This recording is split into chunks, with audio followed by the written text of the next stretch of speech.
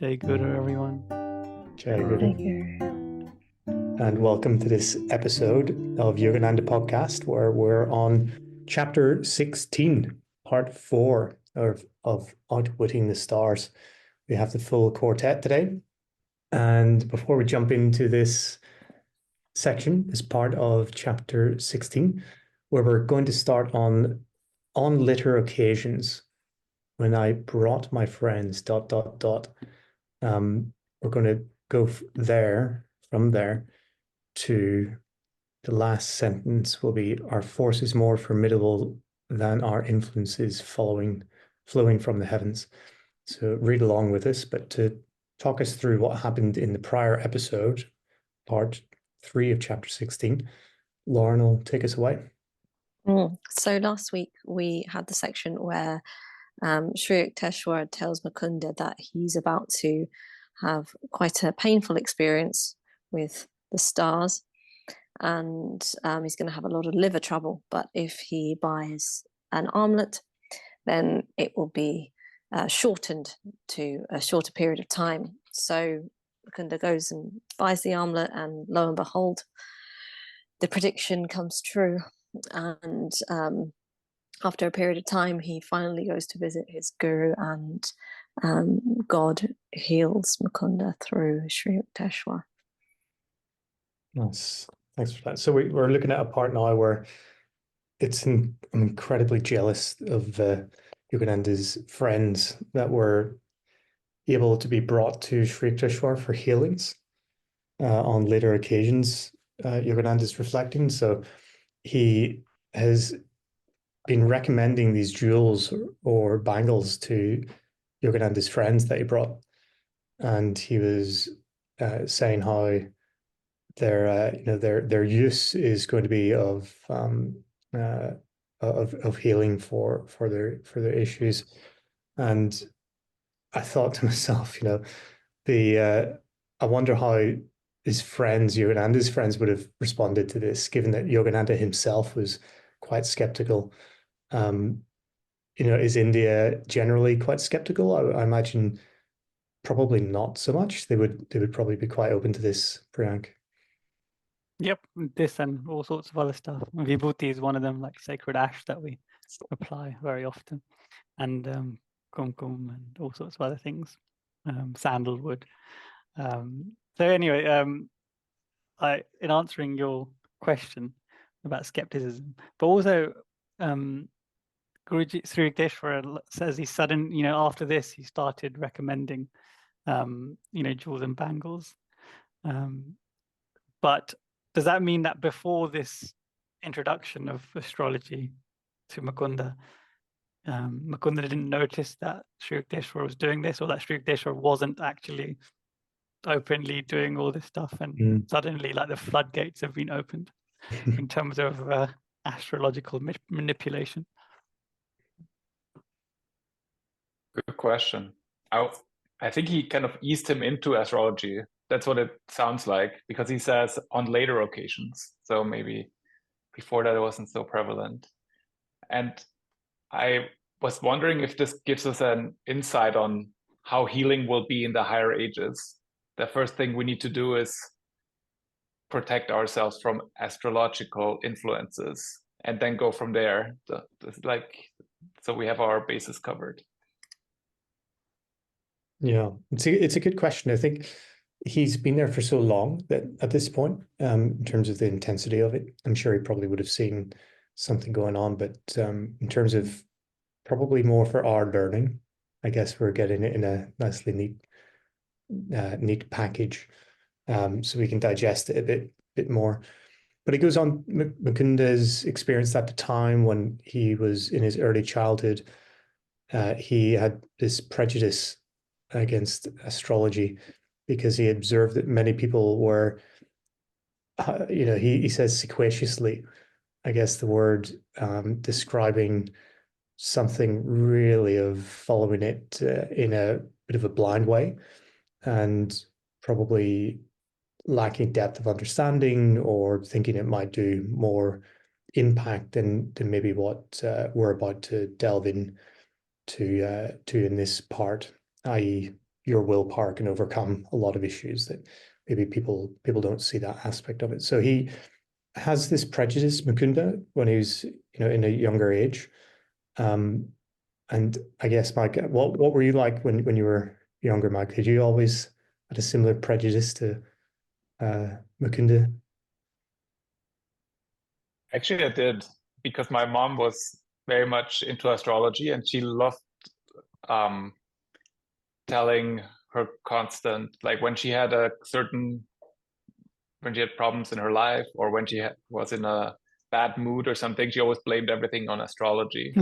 And I think that's a trap you can easily fall into, because it's a bit uncanny that the stars can kind of predict your life, and then you feel like maybe it's all pre-written and what am I even doing? But Guruji says that we have our role to play, and we cannot give responsibility to astrology alone. We have to play our part.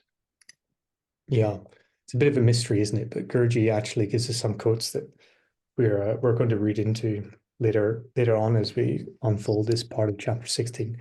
But it's always something I've thought of myself. My mum's big into astrology as well. Sends me things about my star sign, and if it was only that simple, I would love to follow it like that in some ways. But the issue, where does I know your mum's quite devout, isn't she Catholic? Is she, Mike, Chris? She but where does astrology play much in Catholicism? I feel like it doesn't really marry well, the two. Yeah, it's a real Irish thing, I think. A real Irish thing that seems to be very popular all over Ireland. Astrology and fortune telling and mysticism seems to be very strong in the culture. I think astrology is also very popular in those circles of people who are into spirituality. My mom was always into that, so a lot of her friends were also creating horoscopes. So I think I know 5 different people who are friends of my parents who make horoscopes and charts and analyze them. I even had one of my dad's friends from a long time ago. I think he's the one who gave my dad the Autobiography of a Yogi. He at some point had a company that was investing in stock based on astrological events. It's like you can take it all the way. You can implement it in every level of your life if you want. How much is that company worth now? Let's not talk about it. Talk to any technical analyst out there and ask them it's not Berkshire Hathaway, is it? No, it went the other way. It's a lot of this technical analyst stuff is 50-50 shots anyway at best. So pick your poison with this stuff. But really, Guruji sort of takes a bit of a, prejudice approach, not just to that, but he says, and partly because of a prediction. And I'm going to say that there's some kind of tongue-in-cheek going on here. When he says partly because of a prediction, he had a prejudice. And this prediction was made by the family astrologer that claimed that he would marry 3 times and twice be a widower. So really not a rosy outlook in his life with this this outlook wouldn't really be pleasant to live through for anyone. So he brooded over this, he says, feeling like a goat waiting to be sacrificed before the temple of triple matrimony. And so when he says this, like, what would annoy you more? Somebody saying that you're going to be married 3 times and twice widowed, or people being a little bit overzealous about astrology and its impacts? I probably would be a little bit more concerned about the former myself. And Yogananda, he goes on to say that his brother Ananta had resigned him to this fate. He said, you may as well be resigned to the fate. And the horoscope had been written correctly and stated that you would fly away to the Himalayas and during the early years, and you would be forcibly returned. So the forecast about the marriages is bound to be true as well. And I guess he wasn't wrong in some ways, right? You've kind of got this voice of reason on your shoulder, being Ananta, saying, "Hey, it's only reasonable to think that this might be the case, Mike." Yeah, Nanta is the personification of the old wisdom that the Guruji had to learn, like the family wisdom, but he doesn't tell him about him being able to change his fate. He only tells him you have to surrender to it. So I'm not sure if it's good counsel he gets from there. And I would actually say it's probably missing the wisdom that Yogananda is going to sort of describe to us, right? So you can reason through, and it would be fairly logical to think that way, but actually Yogananda is thinking differently, thinking a bit more deeply about it. And there's an interesting topic here on the idea of fate versus wisdom, versus destiny, because Yogananda goes on to talk about both of those things. And there's a reading on fate that Mike and Lauren can take us away with.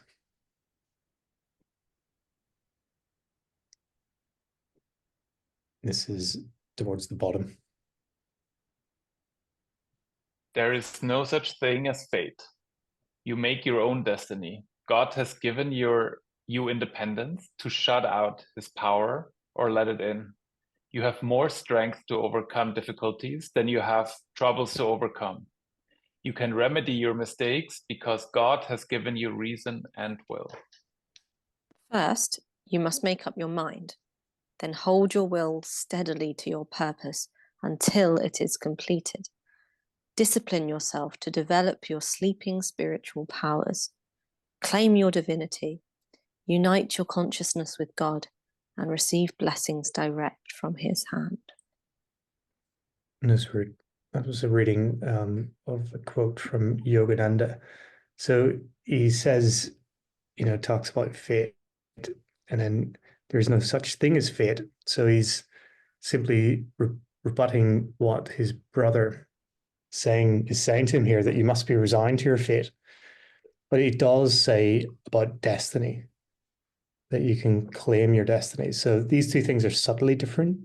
I have to say, I actually Googled the difference between the two of these, because easily taken as the same sort of thing. But simply put, the fate is referring to more events or outcomes that might be predetermined and beyond one's control, and then destiny is used to refer to a predetermined path that might be that you might be destined to follow, that you might be likely to follow. So Yogananda is going to talk about destiny, and we have readings on this, but first I'll come to Priyank. Yeah, I just did a search of how many times where destiny and fate are used in the autobiography, and it's like 5 verses, 7 destiny and 5 fates. So Guruji is spreading, using those words. We could probably do a deep dive into how he's use the words differently during the book, but I think we'll just stick with your definition there, Chris. Yeah, it's an endlessly sort of fascinating subject, right? We all want to think that we have, sort of no fate at all, that we're in control of our outcomes. And there is a really insightful part that I found online on destiny that Yogananda himself said, and hopefully this sheds some light on what this topic really is about. So, Priyank, do you want to kick us off? There's been some fantastic films, isn't there, about destiny and altering one's course. One funny and / horror one was like Final Destination. Another good one was Butterfly Effect, but that was a bit more scary. So Hollywood has really used these concepts and made it quite successful and engaging cinematic content, isn't it? But yeah, going to your reading about destiny, it says every man who comes into the world carries within a general chart of his life, the details of which he fills throughout his lifetime. The highways and some byways are already in the chart when he is born. These are traits he brings with him from previous incarnations.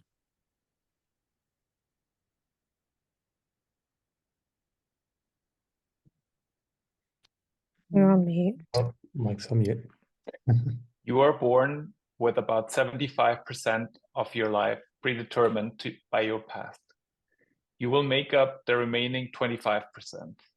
If you yourself, through your own free choice and effort of will, do not determine what that 25% will be, the 75% will make the 25% for you, and you will become a puppet. That is, you will be ruled absolutely by your past, by the influence and effects of your past tendencies. This is why spiritual training is vital. It takes into consideration not only the 75% of our lives that we already are, but also designates the methods to mold the brand new 25% that we ourselves are going to create by the exercise of our freedom. I love that the ratio makes sense in terms of the other concept of 25% being your effort, 25% being the Guru's support, and 50% being the grace of God. So like 75%, 25% in terms of your predestined path, and your actions of the 25% is perfectly marries with the other sections of Guruji's teachings for us. Yeah, it's always 25% that's left for us, right? But in this case, it's a bit daunting because it's not 50% the grace of God, it's 75% our past actions, which I don't know if I like that. I would prefer it not to be like that. I would prefer more of a 50-50 thing, maybe. Negotiate with God and Guru. Well, thankfully we could do something about it, right? So chip away at that 20-75. Here's one for Mike then. Yogananda also said that everything we are now and everything that is happening to us now comes from the past.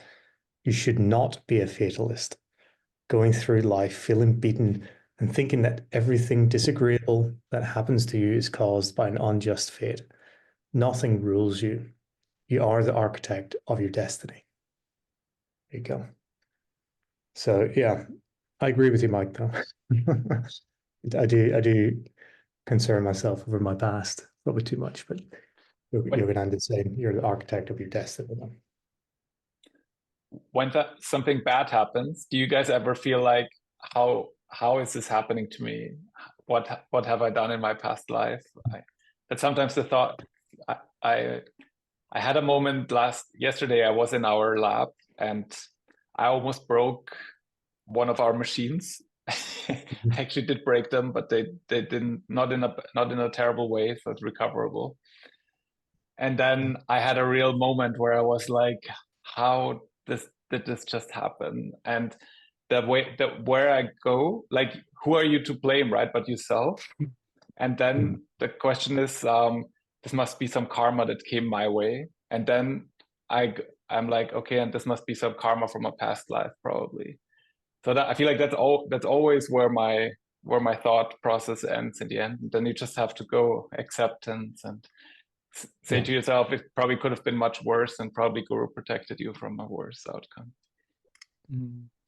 I always enjoy blaming my past actions for my misfortunes of the present moment. I don't know if that's some sort of like, you get some sort of satisfaction. I get some sort of sadistic satisfaction from it. and I don't know if it like is a transforming satisfaction, but for some reason I like to have fun with it.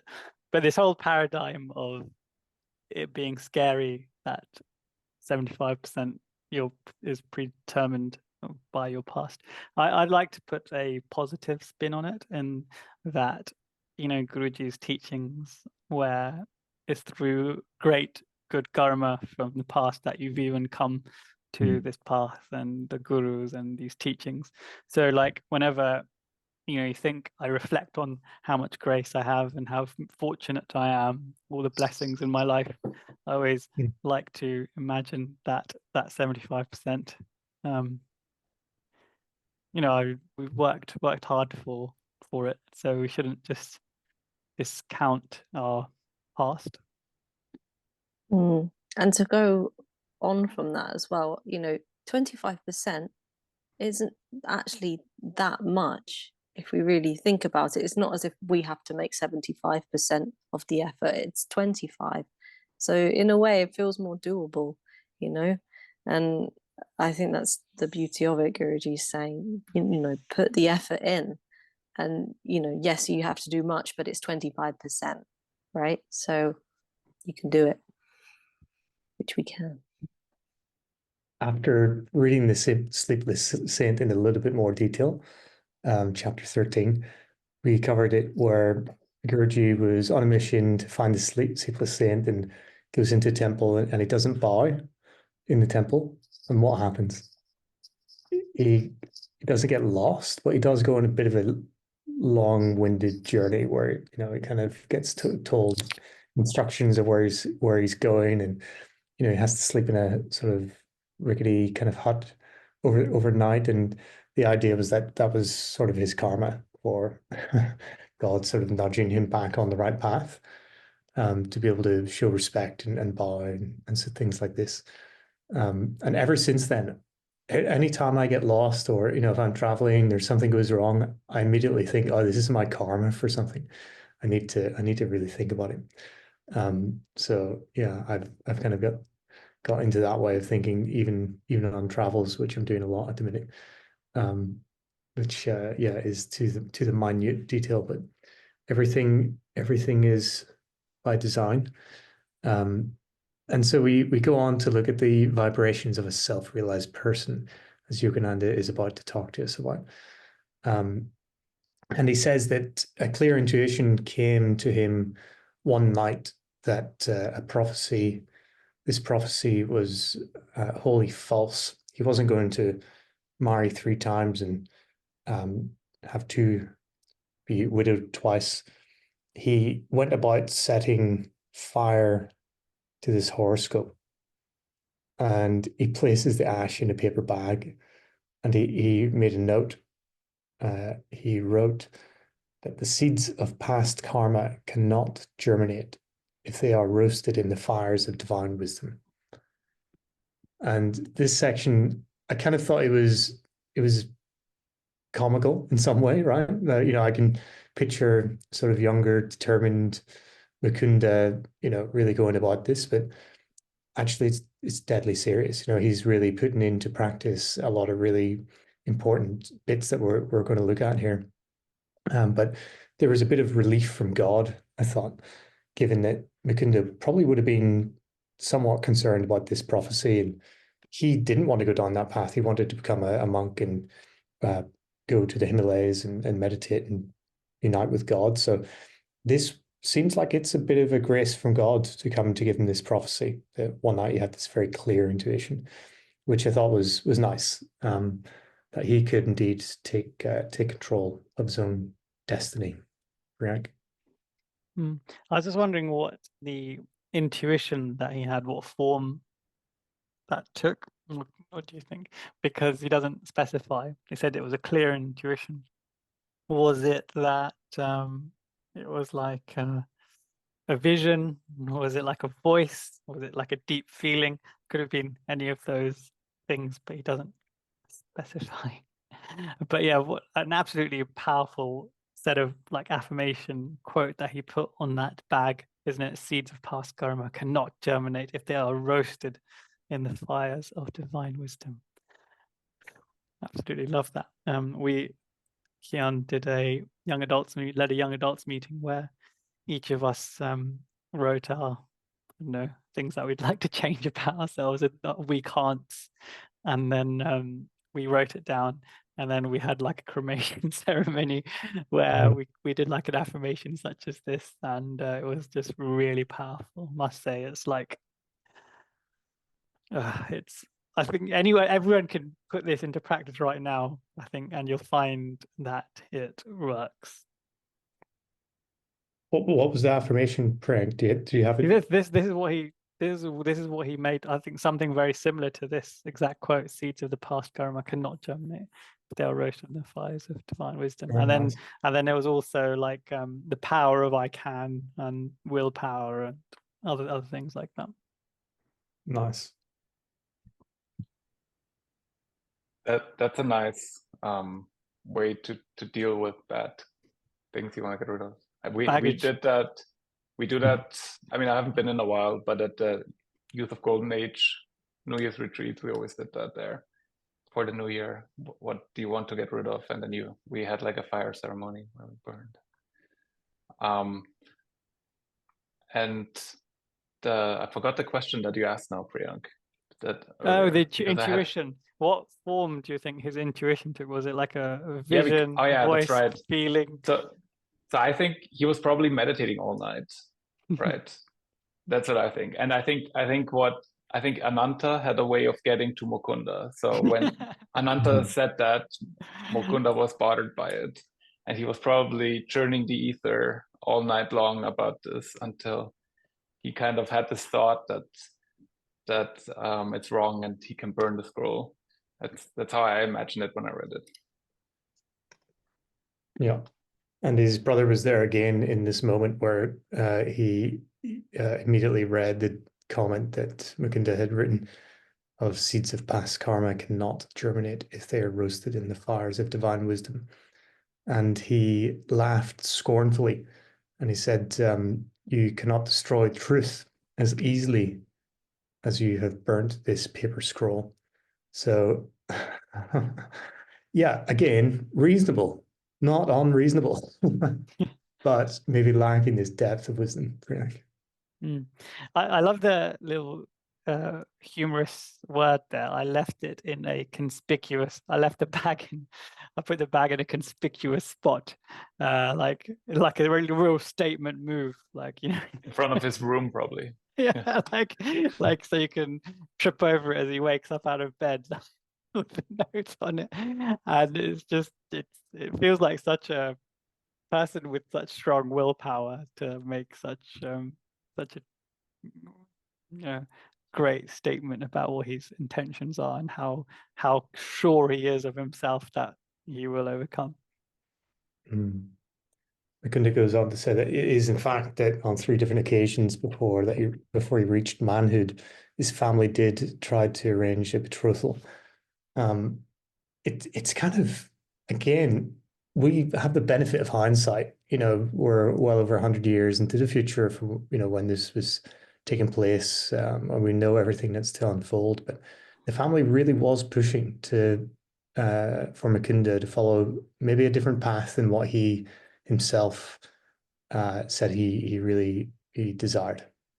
Priyank, it's quite kind of shocking in a way. Like, how could they not have seen what we see? Yep, true. True, but it takes some wisdom or some spiritual development to see it, right? I'm sure we could just walk past a self-realized person and not know. Maybe we'd know if we're like meditating with him or something. But just a brief comment on this this point about thrice before he reached manhood, which would imply that before 18 he was going to get married, like maybe 15, 16, 17 or something like that. But even though so what the tradition is that this is like essentially a child marriage, which is everything scorned upon by the West, and it's pretty much illegal now in India. But the concept is that they marry the children, so both the children could be like 15 or 14 or 13. Gandhi, this happened with Mahatma Gandhi, but they don't actually. The marriage is more of a union between families, and the marriage is a formalization of that process. So it makes it formal kind of commitment of the union. And then when the children are of age, that's when they actually start traditional married life, i.e. when, you know, the boys finish education or they've started working, they can start the family life. So that's what would have happened had Mukunda, you know, got married earlier, and then later on he would have actually lived a married life when he was of manhood age. Interesting. I think it's also great that he mentions that this happened, because he could have just said, I was told to get married 3 times and it didn't happen. But he mentioned that they actually wanted to get him married off 3 times. And that kind of shows that there's truth in astrology. That's like what Sri Yukteswar says in the beginning. It's like you don't have to believe in gravity, but it's still there. And that it is that's why he tells us to wear the bangle, and that's why we have to actually deal with those influences and then have to overcome them. And unfortunately, just ridiculing astrology is not enough. Indeed.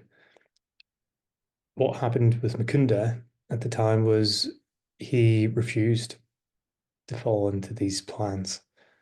And there's a footnote here where Mukunda Yogananda talks about one of the girls whom the family had selected as a possible bride, and went on to marry his cousin, Prabhas Chandra Ghosh. There's a photo there. And he was the vice president of YSS of India from 1936 until his death in 1975. Priyank. Yeah, so this cousin is quite important for YSS and SRF, really, because what happened was that, as I said, he was a vice president, but before that, when they were, you know, at this age that they're referring to, they were very dear to each other, and he would even go to their house and spend some days there, even after, you know, he'd become a Swami. And Prabhas Chandra would come to Calcutta to be blessed by Swami Yogananda. So yeah, so when Guruji went to US, he actually, you know, did a lot of work with the Ranchi school and the ashram as well. And then when Guruji left his body, Prabhas Chandra Ghosh, he also became a monastic as well, and he got initiated by Rajarsi Janakananda, and his name was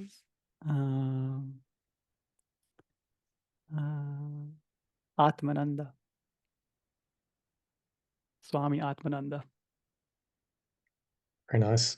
And there is some sort of twist of destiny in here, right? Because I'm sure as a wife would have had great influence over his cousin, who then went on to have a great part in YSS. So interesting how these little intricacies actually play out. Who knows how it might have otherwise have happened.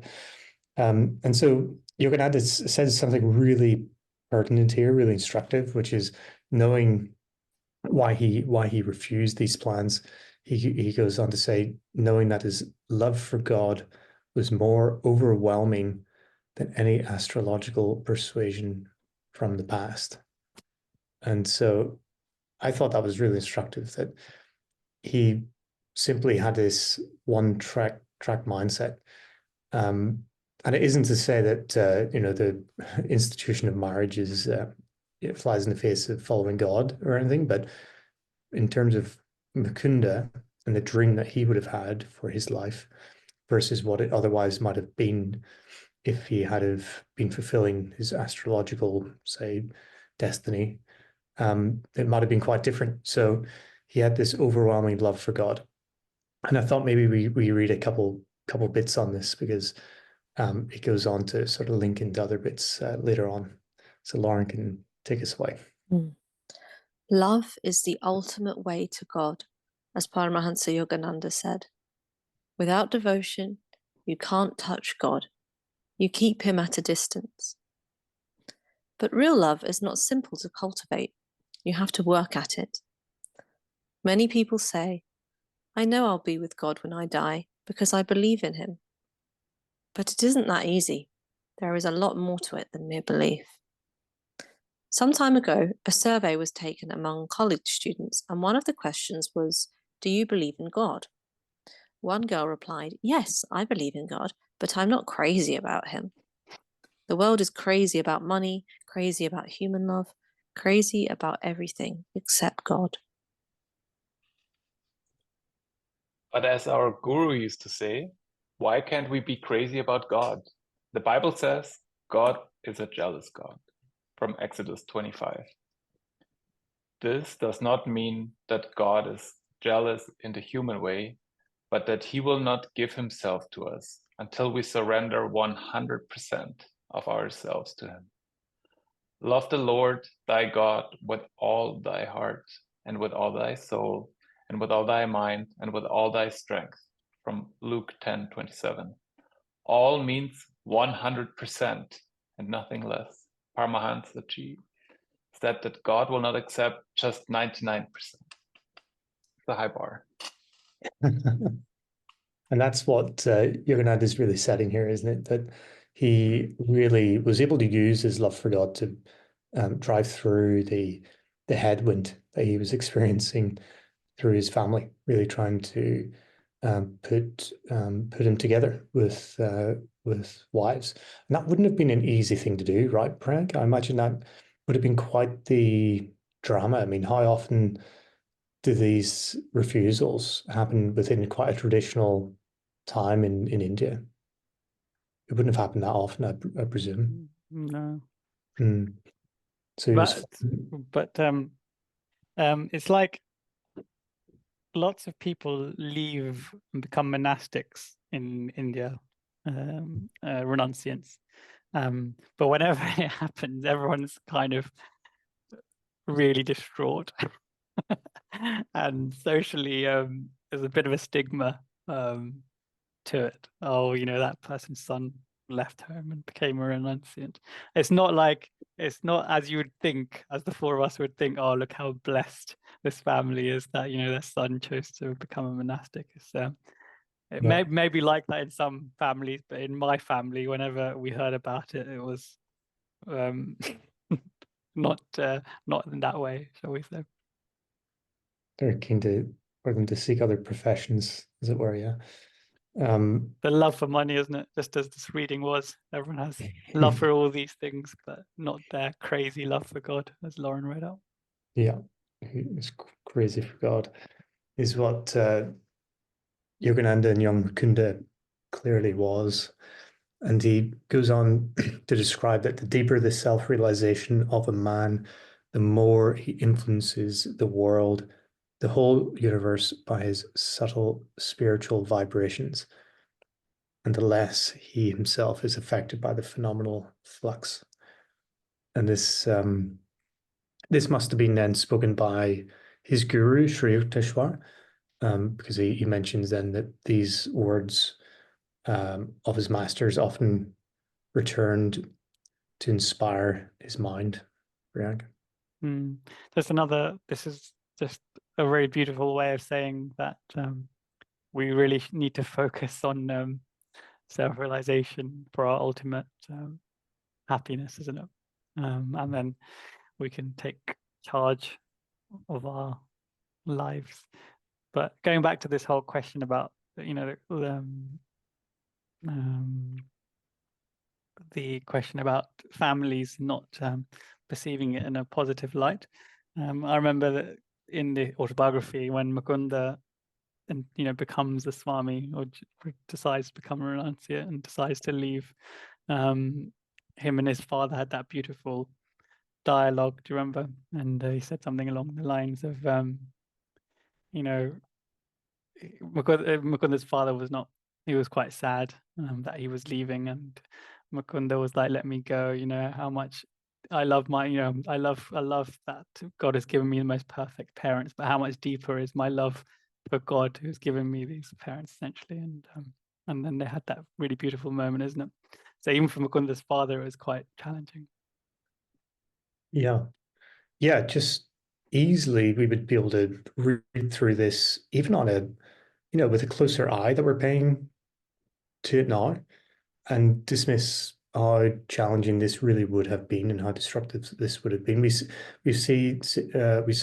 Ananta's comments about how you simply need to sort of give into your fate, that he was laughing scornfully, and there were three marriages attempted to be arranged for him. So he was really flying in the face of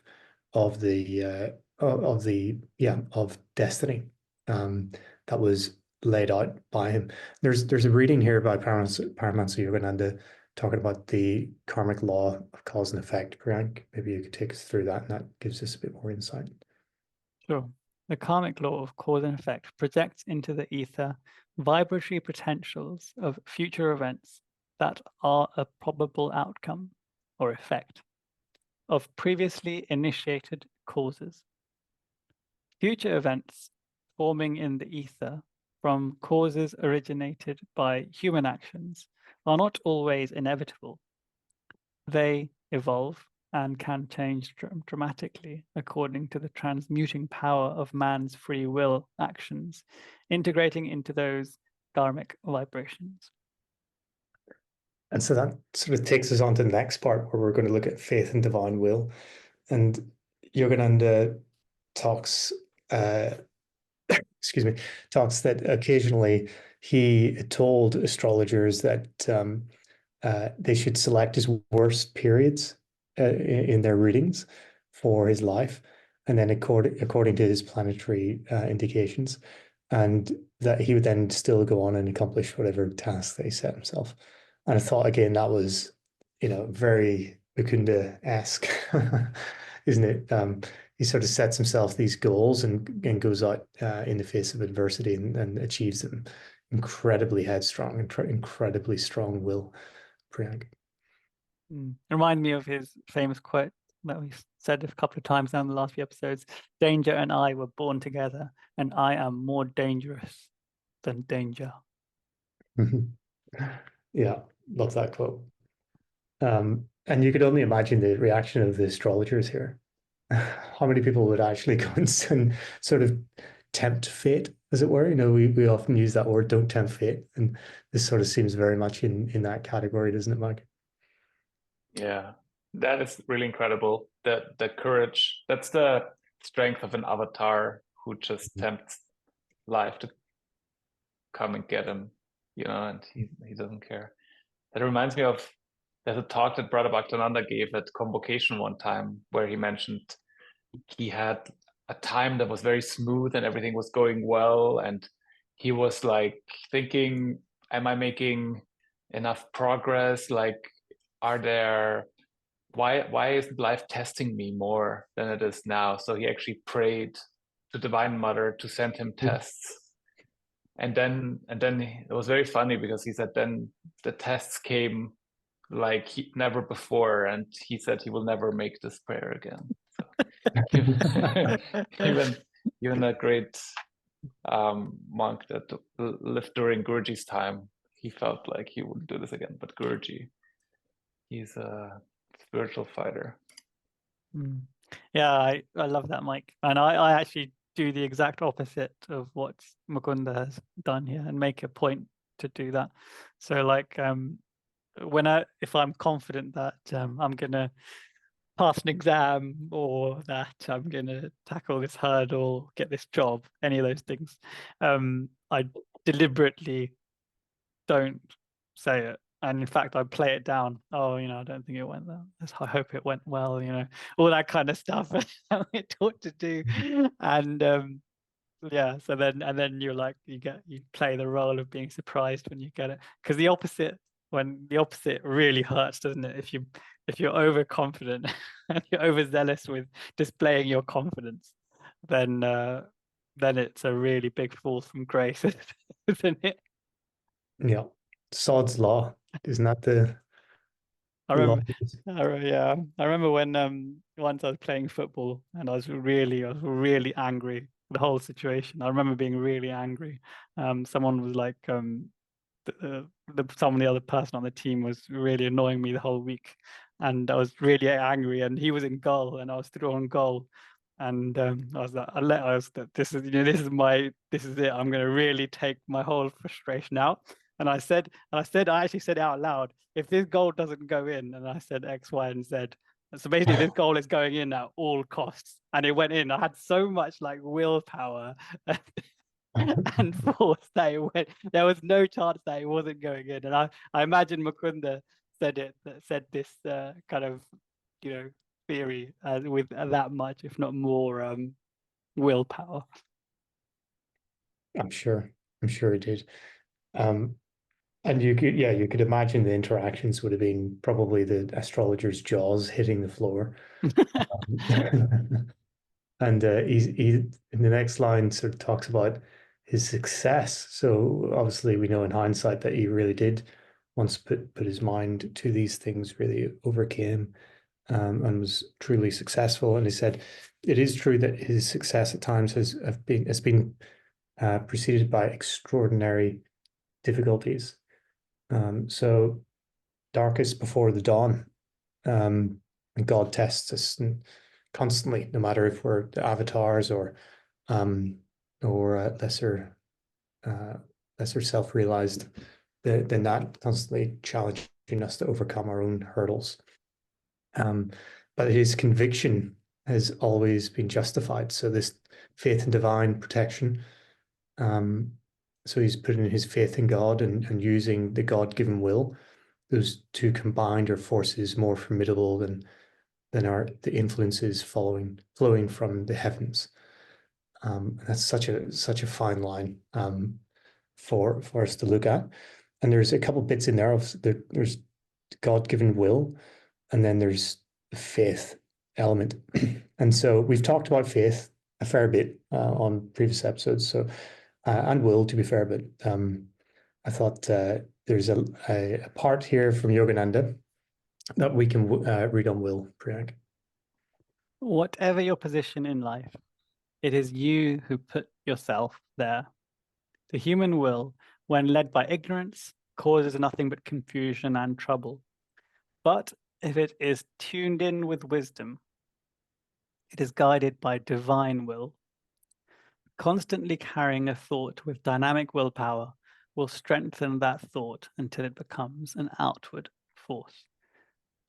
When your willpower is developed to that extent, you can control your destiny. Always be sure what you want is right for you to have. Then use all the forces of your willpower to attain your objective, continually keeping your mind on God. Your efforts will then be crowned with success. Lauren, when I was reciting or telling the story of my football anger and goal, Yes. I noticed you were like covering your eyes in distress. Was there like any particular reason, or did I read too much into it? No, I thought, oh no, you were so built up that you're going to do it, and then it didn't go in. That was what I was thinking. Like, oh no. But no, it did. I should have had more faith. I was hoping for that. Oh, were you? Wow. Yeah. That would have been a twist in the tale, isn't it? But no, the reason I thought of it is because I read these two quotes that we just read out, and I remember how much in the zone I was at that particular moment, and that there was no force on earth that could stop me from not succeeding. And that's how and this was like when I was 15, so I'm surprised I must have been so angry for me to remember 25 years ago. Yeah. It's mixing emotions and will, as Guruji actually says, the human will has to be attuned with wisdom, and then it's guided by divine will. And so that's really something that allows the strength to flow and becomes this outward force. And then we'll be crowned with success. And it's really nice, isn't it? A very instructive sort of little part in the chapter that Guruji's saying, okay, you've got, and with the additional bits that we've read through today, 75% potentially then of your life does come predetermined from your past. 25% of it, though, is yours for the making, and that we can be the architects of our own destiny, should we choose so. So, yeah, really curious part to read out, Priyank. Thank you. Well, thank you, Chris. That was really nice. Really good readings as well to supplement the profound topics that Guruji has made.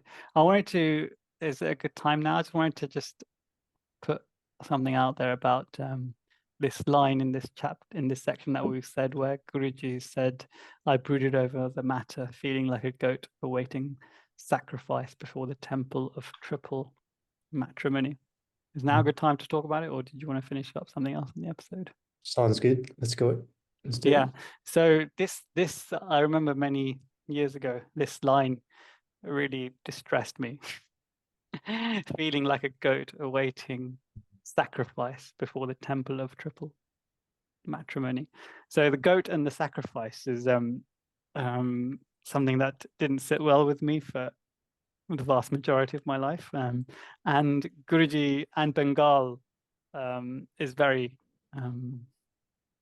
it's very common for this to happen in Bengali temples and Bengal customs as well, more than Gujarat, for example. This sacrifice doesn't really happen in Gujarat, and very prominently it happens in the Kali Dakshineshwar temple, I believe, where Mukunda has this beautiful relationship with Divine Mother in that Kali form in Dakshineshwar, which is right near our YSS ashram there as well.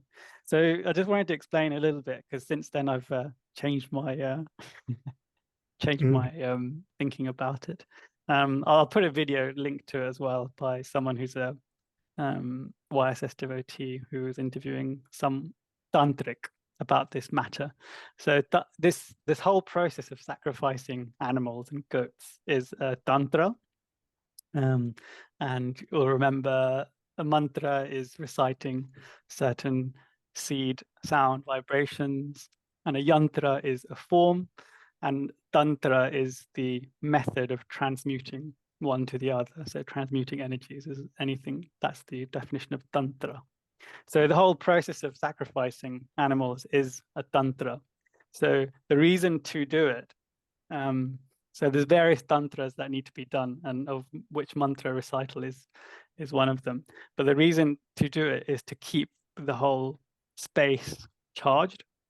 And the more charged you keep it, the more conducive it is for transformation of people and devotees that come when they offer, just to offer darshan, for example. That's why actually Kali temple and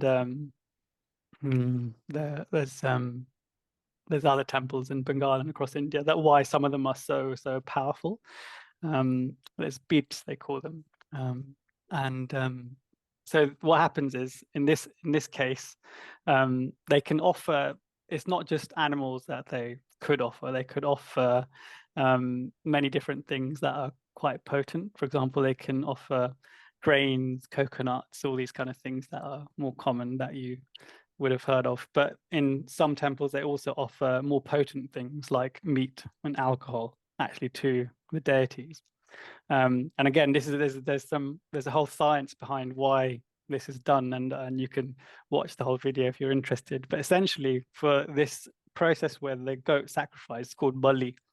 So what happens is that it's transforming for the person that's doing the sacrifice, i.e., killing the animal.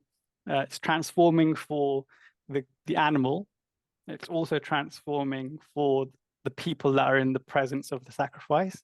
So if it's done correctly, then it's transforming for all parties that are there. If it's done incorrectly, then it can have a negative impact. And so there's essentially a whole science about it. And it's not something that anyone in YSS or SRF would partake in. But it's not just simply a case of, oh, this is terrible, what they're doing. There's actually very profound reasons as to why they do it. Interesting. Yeah, thanks for giving us that insight, because it is something that unless you take that moment to look into, it's easily misconstrued in one's own mind, depending on the perspective. But saying that, I'm not going to be not going to be partaking anytime soon. But yeah, thanks for that insight, Frank. Really, really useful. And with that, really, we conclude this part of chapter 16. Unless there's any more. Mike? Yeah, I'm just going to say what we have in our next part in 16.5, because Mukunda is going to go on, talk about how we are not a puppet of astrology, but then he goes on to say that he talks about the 24,000 year cycle, the yugas. Then there's a footnote about the holy science that we're going to look into. And then he goes into the whole concept of what the yugas are, how long they are, what technology, what talents people will have throughout the yugas. And then there's another footnote where Guruji explains where we are right now in this yuga cycle and where we're going. So stay tuned for that. Great. Looking forward to it. And with that, thank you, everybody, listeners. Thanks to the three of you. See you next time. Jai Guru. Thank you. Jai Guru. Jai Guru.